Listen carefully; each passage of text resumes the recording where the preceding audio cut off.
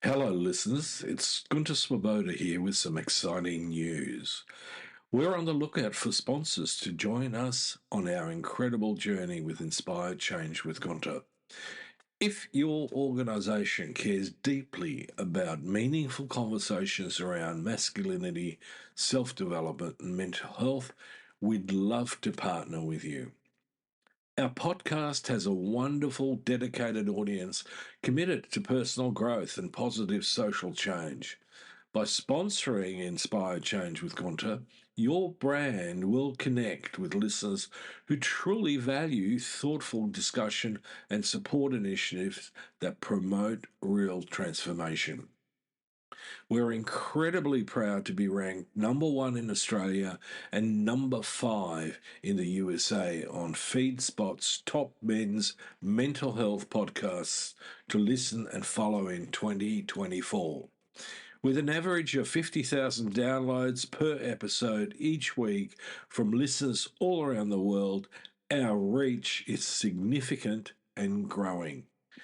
For more information on how to become a sponsor, please reach out to Miranda Spiegner Sapon, our showrunner and executive producer at miranda@noirtainment.com. We'd love to explore how we can work together to inspire change. Now, thank you for your continued support, and let's keep inspiring change together. You're listening to Inspire Change, a broadcast that strives to educate, motivate, and empower men to challenge traditions of masculinity. To guide us through the intricacies and intersections of emotions, relationships, and male identity is renowned psychologist, author, and speaker Gunter Swoboda. This is Inspire Change. Before I begin the actual podcast, I would like to respectfully acknowledge the Gadigal people of the Eora Nation, who are the traditional custodians of the land on which I work. I would also like to pay my respects to their elders past and present. Welcome everybody to another episode of Inspired Change with Gunter. I'm your host, and for those of you who've been around for a while, you know that what I like doing is exploring ideas that challenge conventional thinking in order to promote personal and collective growth.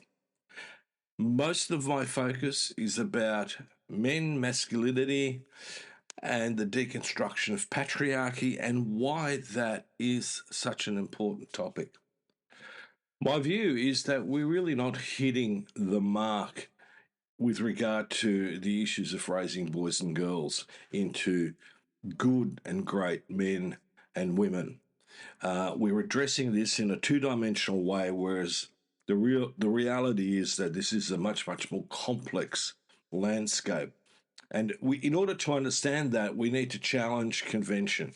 We need to challenge what we think is true with what we know lays the foundation for the truth. So today what I want to do is I want to sort of dive into two particular concepts that are fundamental in the world of psychology today, as well as in personal development. And that's resilience and well-being.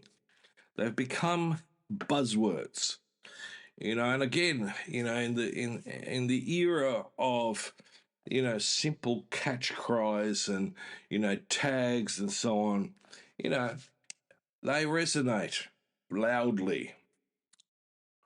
Now, let me start off with saying that resilience and well-being are often used interchangeably, representing different yet interconnected facets of the human experience.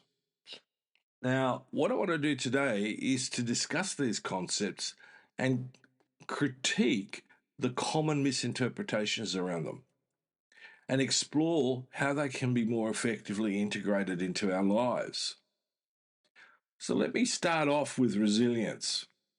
At its core, what resilience is about is the ability to bounce back from adversity and to withstand and overcome challenges. People use, competitive language in that space, combative language. It's, defeat the enemy, which is some issue external to yourself, and so that you can get up again and do it again. Now, the problem with that perspective is that it's flawed. Okay, and this is why it's flawed. Resilience is generally portrayed as a personal trait or skill, something that individuals can develop, be educated in, be taught. In other words, we're going to give you a toolbox that will help you to handle life's inevitable setbacks. Now, that traditional view of resilience has serious limitations. Firstly, it emphasizes individualism, focusing on the idea of personal grit and determination. This perspective can overshadow the importance of social and environmental factors that play a crucial role in a person's capacity to be resilient. For instance, having a supportive community, access to resources, and a stable environment are just as important in fostering resilience, if not more so. Now, this is where I'm going to get down and dirty, because as this concept has generated this huge wave, one of the things that I've seen in corporations is that they've done things like downsize, reduce the number of employees, but expect the same performance results. And in order to offset the ever increasing stress, they've hired people to come in and do things like wellness courses, meditation courses, mindfulness courses, all the elements that we see as being relevant to this whole notion of resilience and well-being. And a author has just recently come out with a book, and this is what I want to draw people to, called The Resilience Myth. New Thinking on Grit, Strength and Growth. And the author is Soraya Chomali. And I think anybody within the sphere of psychology and personal development should really read this book and take the critiques to notice. And because they resonate with me, this is one of the reasons why I'm doing this podcast, is because I think it's time that we start really critically thinking about the stuff that we're being served. So there's also embedded in all of this a cultural bias in the way that we see and understand resilience. It's fundamentally rooted in the sort of general Western ideals, and it may not really align with other cultures that prioritize community, interdependence, and over individual achievement.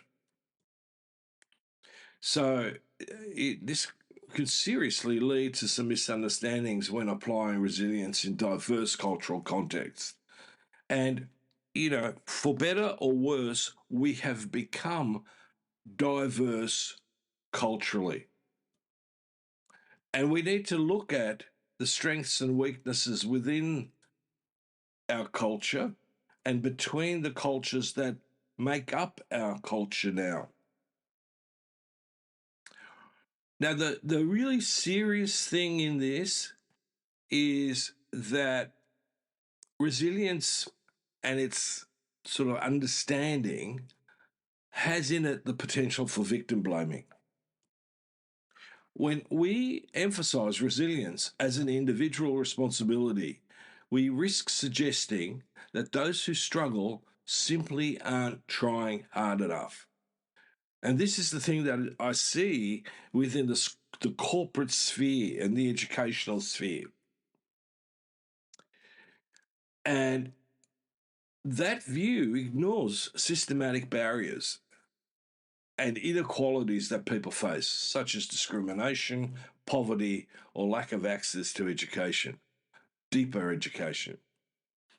And finally, the thing that really ticks me is that resilience, again, is often just simply oversimplified. It's portrayed as a straightforward process of bouncing back, but in reality, recovery from trauma or hardship is complicated and it's not linear. It's one of the things that irritated me about the sort of Kubler-Ross model of grieving. You know, there's these stages, and then we work our way through these stages, and then we come out the other end. Now, I don't know Elizabeth Kubler-Ross. I don't know what her real view of the model that she was putting together was, and there's no way we're going to find out because she's passed away. But as it stands within the literature that I've read and the training I had in the early days in the model, it implied this very discrete categorical approach to grief. Now, having experienced grief personally, I can, with all honesty, say it's not like that. And having worked with many, many people who've been grieving and, you know, who've had to deal with multiple layers of grief because of multiple experiences, they will also attest that it's not like that. And the same applies to trauma. Trauma is not a linear process of recovery. It's multidimensional. And within it, you know, we can't have certain expectations that are implied by this performance model. So let me move on to the idea of well-being. Unlike resilience, well-being encompasses a broader range of factors, including emotional, psychological, and physical health, as well as life satisfaction and fulfillment. It in itself represents a holistic view of what it means to thrive as a human being. The challenge with it, at least one of them, is that it's completely subjective. What constitutes well-being can vary widely from person to person, influenced by individual values, goals, cultural backgrounds, experiences, education, relationships, the social connections that we have. So this subjectivity makes it difficult to define and measure well-being consistently across different populations. And I know that people talk about, Finland is the happiest country on the planet. In the northern, the countries of the north like Sweden and Denmark follow closely behind. But I urge caution in that.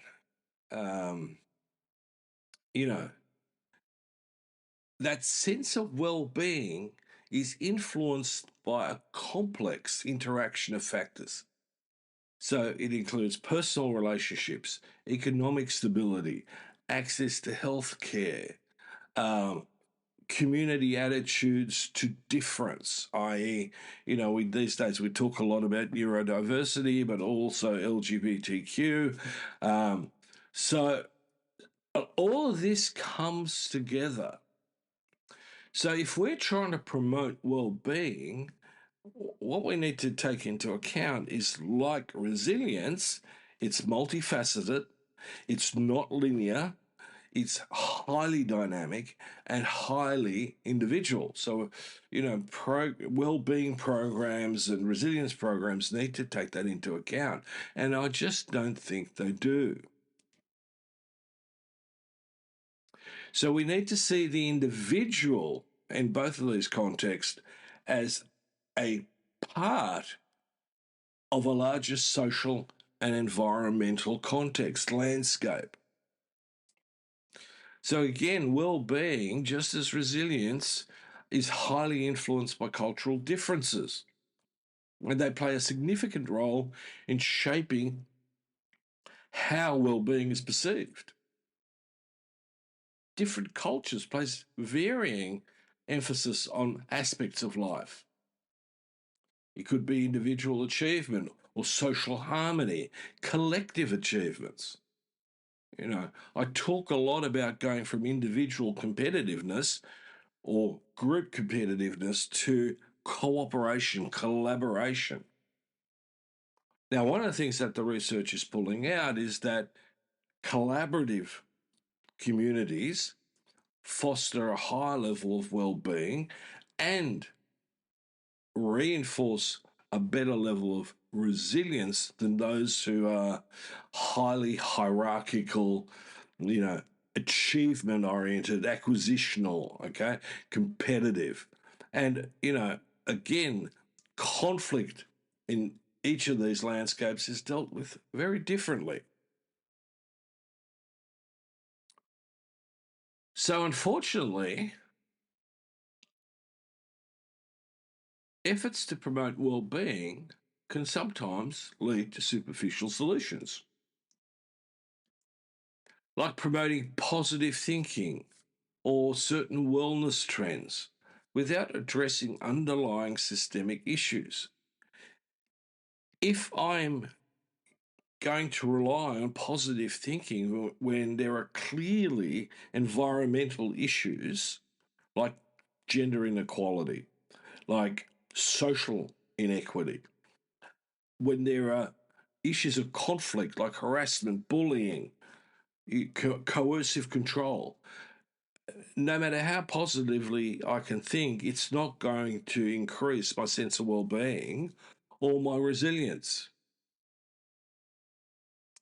So we have to look at the individual and the interplay with the social context. You can't separate the two. To do that is to do the individual a great injustice,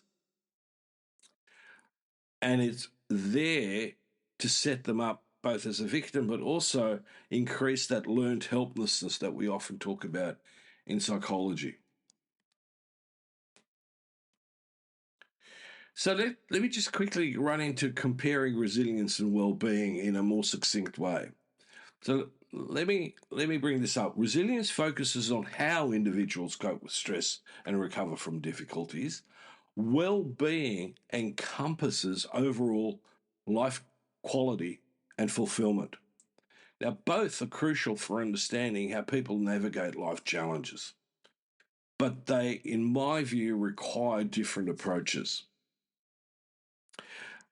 One of the things that those of you who are regular listeners have heard me say is it's not an either or proposition. It's an and also. We need to actually bring the two together and look at how they interact and how this can feed off itself to create a constructive process. Resilience is often seen as a component of well-being, contributing to an individual's capacity to thrive. I often talk about one of the things that in our culture we're starting to need to emphasize is that we need to find processes to help us to shift from surviving to thriving. And it's very evident to me as a psychotherapist and a psychologist that material wealth does not necessarily achieve this, nor does technical resources, nor does a real sense of safety and security away from aggression and violence. One critical point that I want to make is that both concepts emphasize the need to consider this interplay between the individual and the community. And again, it's that stuff that Dr. Mark Williams talks about, which is the connectedness factor. We are a connected species. If those connections are healthy, we will, by and large, do better. We'll be more resilient and we'll have a greater level of well-being.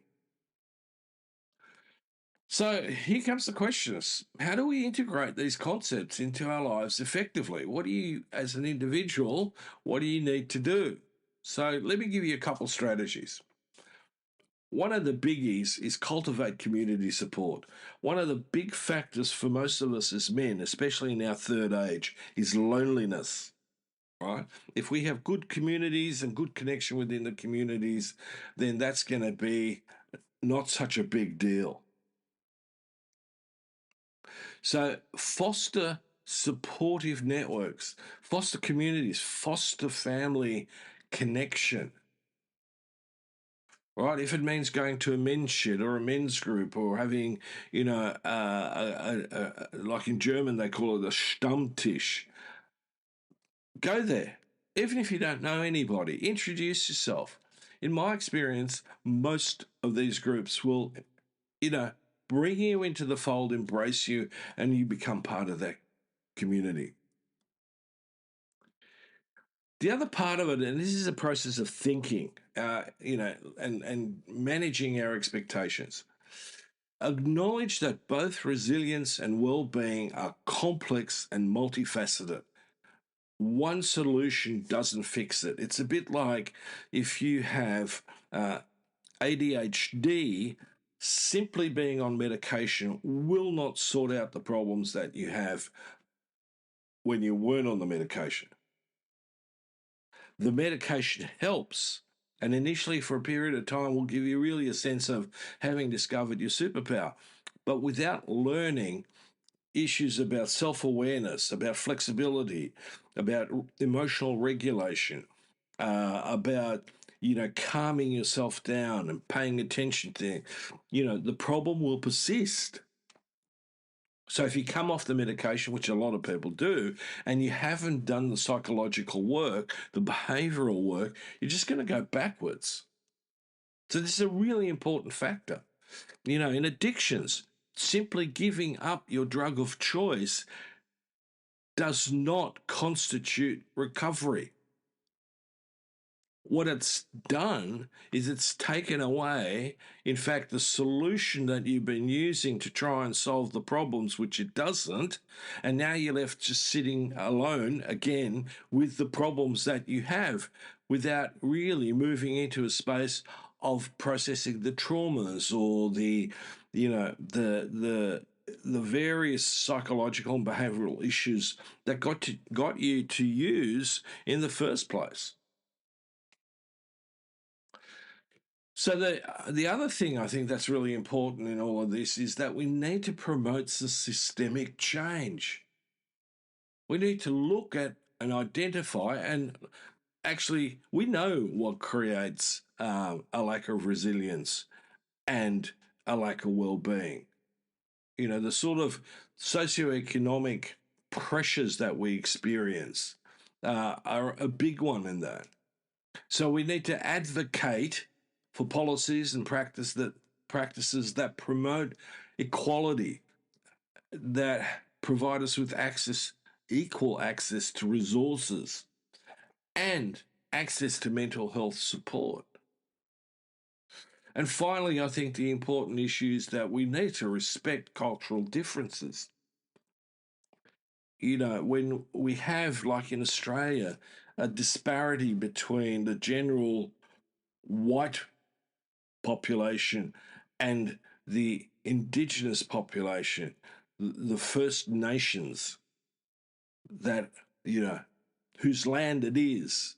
And they have a very different, cultural way of looking at things. We need to learn about it, respect it, and we need to work together because we're not going to be able to dial the clock back.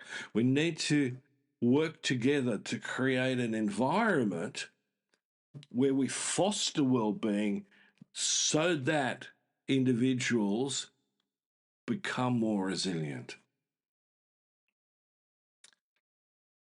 So I hope that stimulates your thinking about this. This is not one size fits all, and we can't use resilience as a KPI and well-being as a KPI. That sort of approach, that quantifiable approach, is insufficient. It's a qualitative thing. I think about this daily when I work with people, as a therapist, and my own, at times, conscious biases might slip in, and I need to take a step back and go, no, just call it. Just because you think you know what's going on for this person doesn't mean you do. Let me bring the person into a meaningful conversation where we explore that at a deeper level. wherein they tell me what's going on for them. Now, I can often help them put pieces together that they haven't been able to put together, and where they go, aha, that insight moment where things click. All right, very important process. So, in conclusion, I want you to take out of this that resilience and well-being are fundamentally important concepts that have a significant impact on our lives. Now, by understanding their complexities and addressing the issues associated with each, we can create a more supportive and equitable environment for all individuals to thrive. We've got a long way to go. It may be several generations before we finally hit the sweet spot. And right now, there are times when I'm a bit cynical and, look at the sort of geopolitical sphere and I go, we haven't learned shit. We still need to get our act together on the very basics. Now, as you know, my view is that hinges to a large degree on deconstructing patriarchy, getting rid of a toxic ideology that, shackles people, that, turns most of us into, little machines working in a greater machine, and we have very little autonomy and very little agency. Two elements that are actually vitally important in this issue of resilience and well-being. So, thank you for joining me. Have a really serious think about what we've raised in this podcast. I sincerely hope that this discussion's provided valuable insights into the nature of resilience and that of well-being. Play around with it. Ask yourself, what is it that I need to thrive and therefore be more resilient? So until next time, continue to inspire change in your life and the lives of those around you. This is me signing off. Love to hear from you. And if you're interested, please check out my work on www.gunterswoboda.com or www.goodmengreat.com. Thank you for listening to Inspire Change, a broadcast that strives to educate, motivate, and empower men to challenge traditions of masculinity. For more information on the Making Good Men Great movement, or for individual or group coaching sessions with Gunter, visit goodmengreat.com. For inquiries regarding broadcast topics or appearing on the show, email Miranda@noirtainment.com. That's Miranda at NOIRTAINment.com.